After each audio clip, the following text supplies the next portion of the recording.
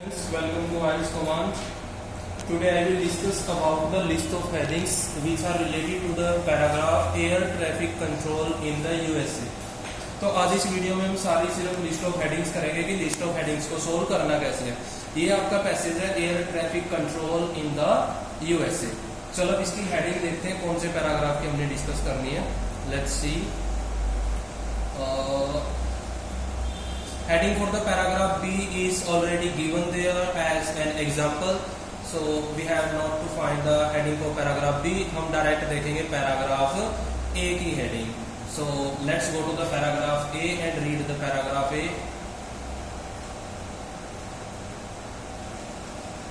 Okay, wait. Here is the paragraph A. तो paragraph A को read करना है बच्चे। पहले उसका ओवरऑल आपने व्यू समझना है कि उसका ओवरऑल व्यू क्या है। तो स्टार्ट करते हैं पढ़ना।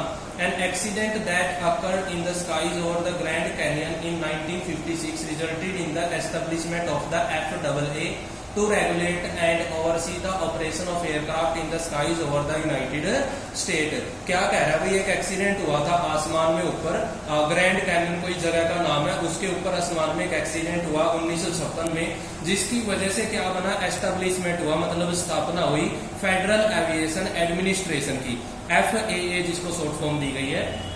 उसका काम था, इन्होंने दिया रेगुलेट करना, ऊपर से देखना जो भी एयरक्राफ्ट, जो भी जहाजों का ऑपरेशन हो रहा है, कैसे जहाज कंट्रोल हो रहे हैं, रेगुलेट हो रहे हैं, ये उनका काम था।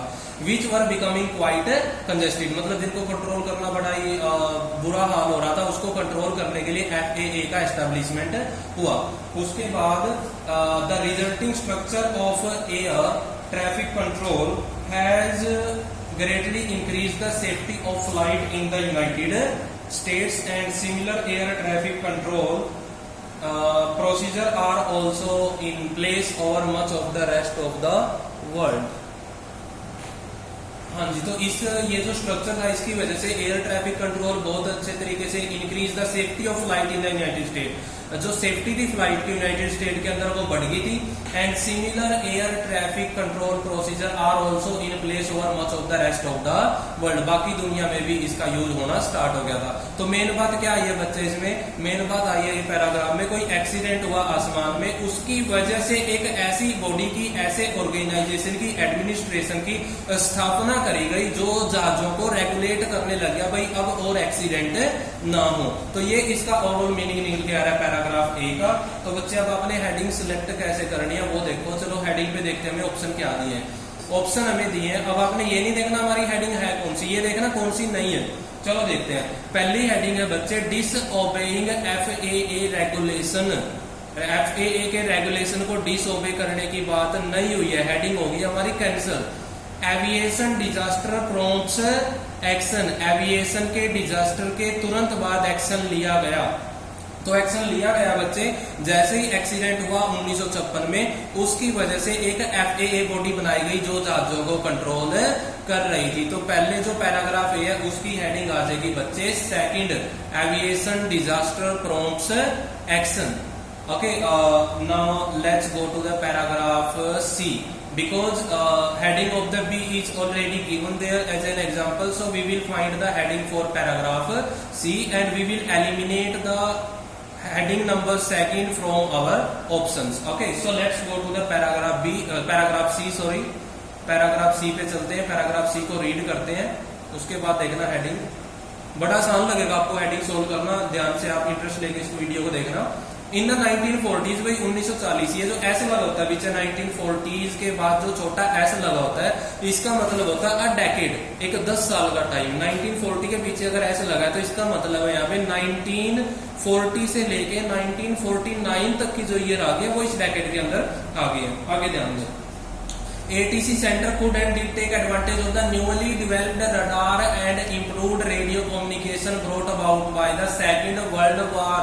सेकेंड वर्ल्ड वॉर की वजह से किस चीज में इंप्रूवमेंट आई थी, रडार और रेडियो कम्युनिकेशन में, मतलब एक डेवलपमेंट हुई थी उसके लिए। आगे देखो, but the system remained rudimentary, लेकिन सिस्टम तो वही पुरानी उस पे चलता रहा, प्रिंसिपल पे। आगे है, it was only after the creation of the FAA, ये FAA की क्रिएशन के बाद ही पॉसिबल हुआ कि full scale regulation of America air space took place. FAA के बाद ही पूरे अच्छे तरीके से पूरे पैमाने पे रेगुलेशन हो पाया अमेरिका के एयर स्पेस का। और ये फोर्चियस था किसके लिए? Advent of jet engine suddenly resulted in a large number of very fast plane. अब देखो बच्चे क्या हुआ, FAA के क्रिएशन के बाद ही ये पॉसिबल हुआ भाई पूरे अमेरिका के एयर स्पेस का कंट्रोल किया जाए।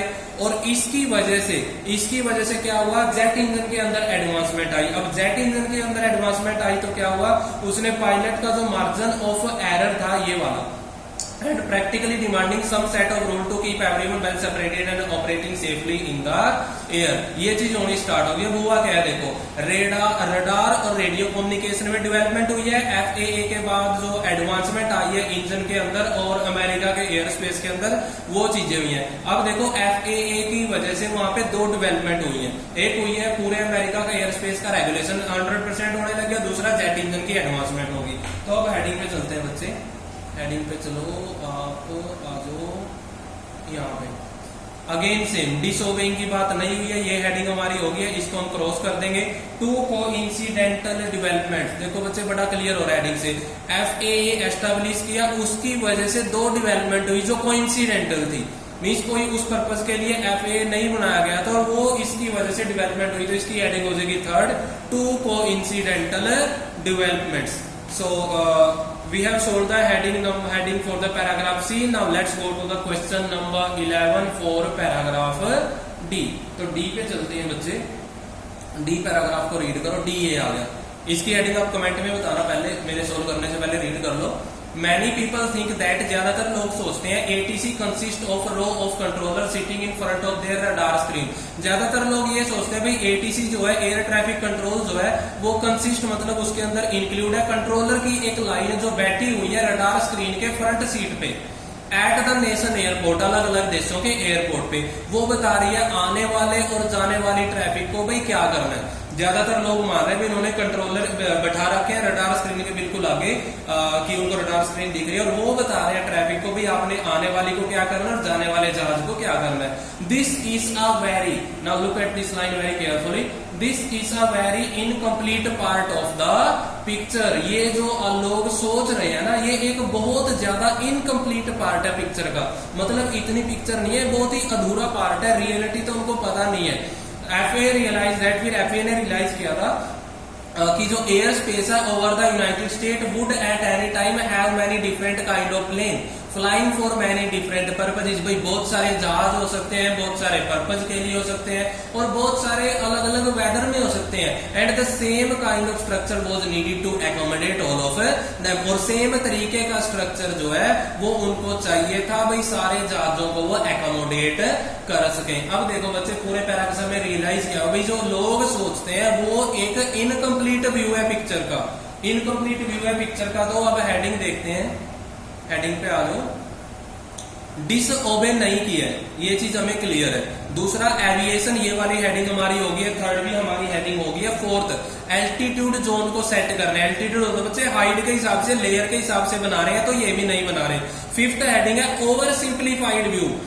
ओवर सिंप्लीफाइड होता है बच्चे किसी चीज का अधूरा जो है हमें अगर दिखाया जाए, तो इनकम्प्लीट आप इसको बोल सकते हो, incomplete view. An over simplified view means incomplete view. और सेम चीज बच्चे, ये हमारी हेडिंग है इसकी फिफ्थ। और ये हेडिंग क्यों है, ये देखो आप यहाँ पे आओगे डी पैराग्राफ पे, ये हमने यहाँ पे रीड किया था, this is a very incomplete part of the picture. So इसकी हेडिंग हो जाएगी बच्चे फिफ्थ। इन हेडिंग मैं दोबारा से आपको दिखा देता हूँ, ओवर सिंप्लीफाइड व्यू वाली हेडिंग है। वेट, ये वाली हेडिंग हो जाएगी बच्चे an over simplified view. Clear है यहाँ तक? चलो now let's go for the heading for paragraph E. Paragraph E पे चलते हैं। पैराग्राफ ई पे आ देखो, रीड करो स्टार्टिंग से। टू मीट दिस चैलेंज, इस चुनौती को पाने के लिए, ये जो FAA ने चुनौती करी थी भाई इस तरीके की चीजें हमें जरूरी चाहिए। फॉलोइंग एलिमेंट वर पुट इनटू इफेक्ट, नीचे जो बताएगा ये चीजें इफेक्ट में डाली गई। ATC extend over virtually entire, ATC को पहले तो बढ़ा दिया गया पूरे यूनाइटेड स्टेट के ऊपर in general. 365 metre above the ground and entire country is blanketed by controlled air space. जो कंट्रोल्ड एयर स्पेस था उसका दायरा क्या रखा गया, 365 metre above the ground and higher, means 365 metre ऊपर और उससे ऊपर जितनी भी हाइट है वो सारी कौन से एयर स्पेस के कैटेगरी में आ गई, कंट्रोल्ड एयर स्पेस की। लेकिन कुछ एरिया थे जैसे एयरपोर्ट के आसपास का एरिया था या एयरपोर्ट के आसपास का एरिया था मेनली, वो जो कंट्रोल्ड एयर स्पेस था वो एक्सटेंड डाउन बच्चे वो 365 मीटर से 215 मीटर पे आ गया। कहां पे, जहां पे एयरपोर्ट नजदीक थे वहां पे। तो इस पैराग्राफ को क्या हमें पता चल रहा है, इससे हमें पता चल रहा है भाई वो कंट्रोल्ड और अनकंट्रोल्ड एयर स्पेस डिफाइन कर रहा है हाइट के अकॉर्डिंग। हाइट के अकॉर्डिंग जैसे वहां पे 365 मीटर कर दिया बाकी पूरी कंट्री में, लेकिन जहां पे एयरपोर्ट थे या कुछ और एरिया थे वहां पे उसकी हाइट जो है वो सेट करी गई 215 मीटर। तो अब हेडिंग आप लगाओ बच्चे इसकी 1 मिनट,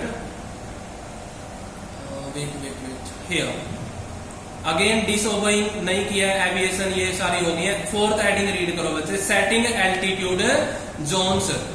जिस बच्चे के हेडिंग लग रही है वो कमेंट कर देना कि इसकी हेडिंग फोर्थ है, and fourth is the correct heading कि सेट कर रहे हैं, बना रहे हैं altitude zone. Altitude means layer on the behalf of the height, और वही उन्होंने बनाई है बच्चे 365 मीटर के हिसाब से कंट्रोल्ड एयर स्पेस पूरी कंट्री का बना दिया यूनाइटेड स्टेट का, और एयरपोर्ट के आसपास का बना दिया 215 मीटर।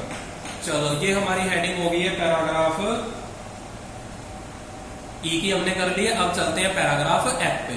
तो पैराग्राफ एफ पे चलते बच्चे ऑप्शन यहां से एलिमिनेट करते रहना आप। ये हमारी हेडिंग हो गई है सेकंड, थर्ड हो गई है, फोर्थ हो गई है, फिफ्थ हो गई है, और हमारी हेडिंग अभी बची है। तो इन हेडिंग्स को हम सेकंड, थर्ड, फोर्थ, फिफ्थ इनको हम दोबारा काउंट नहीं करेंगे, दोबारा अपने ऑप्शन में लेंगे नहीं। तो हेडिंग हमारी बच गई कितनी, 5 और 6 हमारे पास ऑप्शन बचते हैं, क्वेश्चन बचते हैं 2।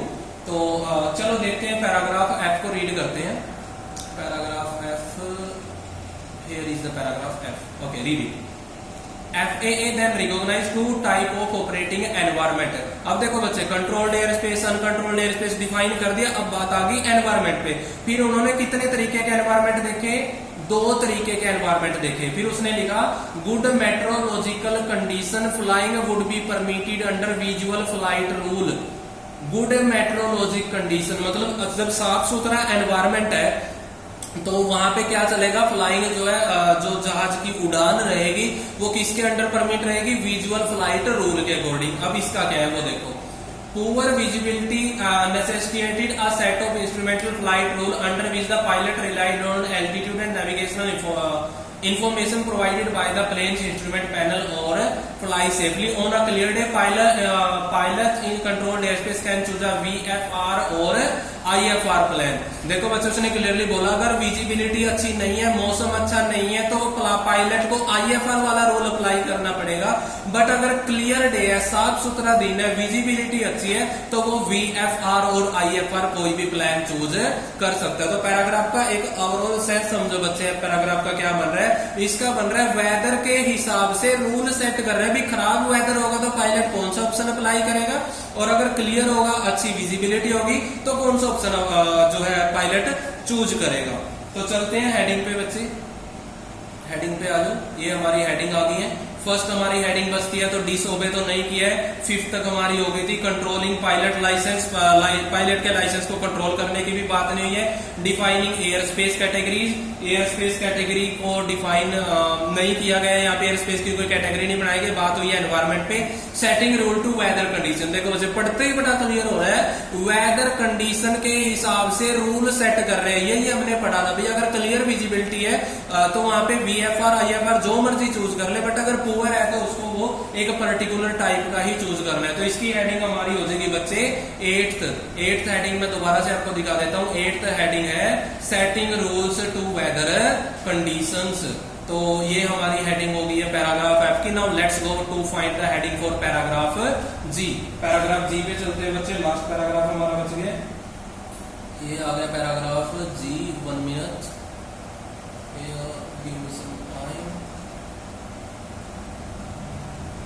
paragraph G is here, okay, it's starting from here। Controlled air space is divided. अब देखो बच्चे ध्यान से, पहली लाइन से बेटा क्लियर हो रहा है। कंट्रोल्ड एयर स्पेस जो जिस साइड पे उन्होंने बनाया था उसको आगे डिवाइड किया जाता है सेवरल डिफरेंट टाइप, जिनके लेटर ऑफ अल्फाबेट, अल्फाबेट के लेटर से जिनका नाम स्टार्ट होता है। तो एक एफ हो गया, एक ई हो गया, ई और ए हो गया। तो क्या कर रहा है, एयर स्पेस को डिफाइन कर रहा है, उसकी कैटेगरीज बना रहा है। तो अब हेडिंग देखते हैं बच्चे, तो बड़ा सिंपल आपकी हेडिंग हो गई है, ये हमने रीड करी थी। एक हेडिंग ए भी नहीं है, ये हमारी सारी हो गई है। लाइसेंस को कंट्रोल नहीं कर रहा, ये हो गया, ये हो गया, ये हो गया, ये आ गया 7th, defining air space categories. Air space की कैटेगरी को डिफाइन कर रहा है। डिफाइन कैसे कर रहा है ये भी चीज समझ लो, हेडिंग तो हमारी लग गई है। डिफाइन ऐसे कर रहा है, देखो वो बता रहा है आपको कि क्लास जो ई है, क्लास ए है, कहां से कहां तक है, क्लियरली एक्सप्लेन कर रहा है। ये देखोगे आप, क्लास एफ कहां तक है, इतने मीटर तक है। फिर क्लास ई होगी, क्लास डिजाइनेटेड क्लास ए यहां तक है, फिर एक क्लास यहां तक है। ऐसे उसने ना आपको डिस्टेंस दिया, कौन सा एयर स्पेस कितने क्लास के एयर स्पेस में। तो क्या कर रहा है, डिफाइन भी कर रहा है, साथ में उसकी पूरी डेफिनेशन भी दे रहा है, एक्सप्लेन भी कर रहा है। तो ये थी बच्चे हमारी हेडिंग इस पैराग्राफ की। तो हेडिंग आपने ऐसे ही करनी है, सबसे पहले पैराग्राफ का पूरे का मतलब समझो, पूरे का मतलब समझ के फिर ये देखो कौन कौन सी इसमें बात मैच नहीं हो रही है, तो उसमें आपको डेफिनेटली हेल्प मिलेगी एक पर्टिकुलर हेडिंग को सिलेक्ट करने में। तो ज्यादा टाइम वेस्ट नहीं करना है। तो अगली वीडियो अगले टाइप ऑफ क्वेश्चन पे ट्राई करेंगे, बड़ी जल्दी आपके लिए आए। तो तब तक आप चैनल को सब्सक्राइब करो, शेयर करो, कमेंट कर देना अगर कोई भी चीज समझ में नहीं आई है या कोई आपको प्रॉब्लम फेस हुई है। तो वीडियो को एंड करते हैं यहीं पे, बाय बाय।